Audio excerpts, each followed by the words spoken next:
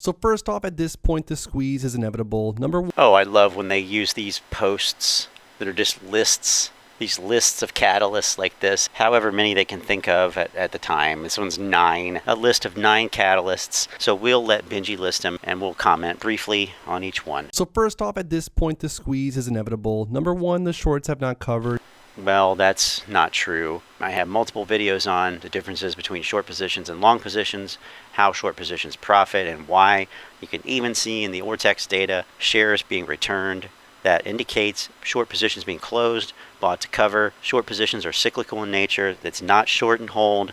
And I have some links for that. Okay, number 2. Number 2, all apes know is buy and hold. Buy and hold is uninformed investing. It's inactive trading. It is set and forget. Whereas active trading, informed investing, is like going into a casino where you know which machines are more likely to make you money that day. Buy and hold, it is going into the casino and putting all of your money on black on the roulette wheel. Number 3. Hold. Number 3, apes on the float, probably multiple times over. Well, that's not true, even according to AMC's own data, which was recently released. Number 4. Number 4, big institutions all of a sudden piling in. These are not our allies, but they know how to make money. Well, they know how to make money, and they're not our allies, but they are not all of a sudden piling in. What has all of a sudden happened is 13F filings have come out indicating second quarter positions, i.e. April, May, June. June 30th is a date of record. June 30th is the last day of the second quarter. Second quarter 13Fs indicate the positions that were held by an institution or a fund on the last day of the quarter, June 30th, 2021. They have a 45-day period in which to report those positions. 13F filings can come out up to 45 days after the end of the quarter, but the numbers that are reflected on those filings are for the quarter end of quarter, June 30th. It does not reflect anything after June 30th. And that has been completely misrepresented by almost every YouTuber that has talked about 13Fs. Well, except for us. But anyway, continuing. Number 5. Number 5, Kenny G is moving funds to Caymans, probably prepping for bankruptcy at Citadel. Well, hedge funds and institutions often use offshore accounts. I'm not saying I agree with it. However, it happens every day. It's more or less normal. Learn about the market and grow up. Whenever you see something that's offshore, it does not mean that there's nefarious illegal activity. That is a stereotype. It's ignorant and it's uninformed investing. Continuing, number 6. Number 6, lots of new regulations put in place for specific situations to stop the market from imploding. While it's true there may be connections, I haven't seen them made. And think about this. How many people were looking at the FINRA, SEC, DTCC, etc. filings last year or the year before? How many filings typically come out in a year? What types of things do they address? It's confirmation bias and interpreting anything as super bullish, even though filings and regulations were passed long before AMC was a short squeeze candidate. So, continuing, number 7.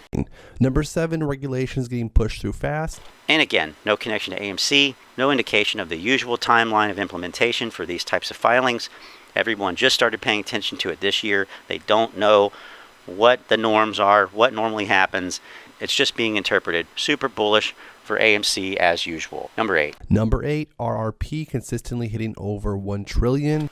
Again, this is just a function of the economy, what's happened in the last year and a half, the government's response, etc. I would like to see the specific research connecting this directly to AMC. I haven't seen that. While there may be connections, it's being largely assumed and speculated on, and so is just a speculative catalyst like most of these. All right, and number 9. Number 9, inflation rate was over 5%, 3 months in a row. Last time this happened was during the 2008 crash. So that's a very disingenuous statement. That's a very overgeneralized statement. These comparisons to 2008 are disingenuous. They are speculative. They're ignorant, really, in nature. And I found an article that talks about this.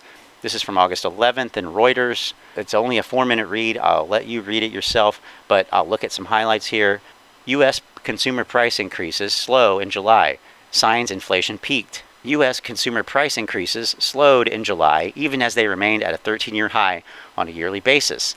And there were tentative signs inflation has peaked as supply chain disruptions caused by last year's events work their way through the economy. The data could provide some support to Fed officials who've repeatedly said that the current burst in inflation is temporary and likely to fade as a handful of categories that have caused inflation to surge in recent months get back on an even keel. You get some of these numbers here, the correct numbers.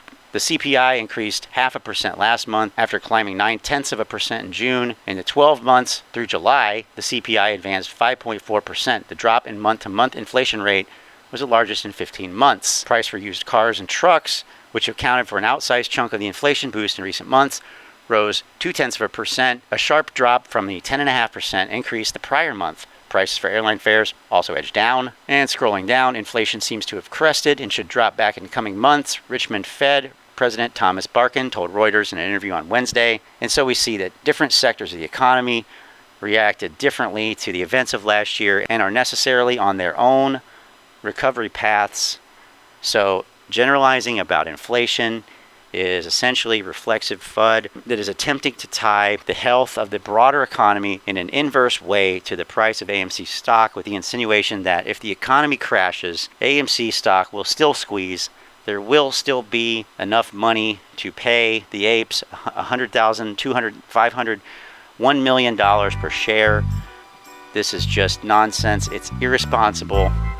And it's time to wake up from this delusion. It really is. We need to start looking at this like adults. And when these Reddit repeaters like Benjie parrot these posts over and over with all these fake catalysts, it really does not behoove anyone for me to go through each of these on a detailed basis, because it's all the same stuff.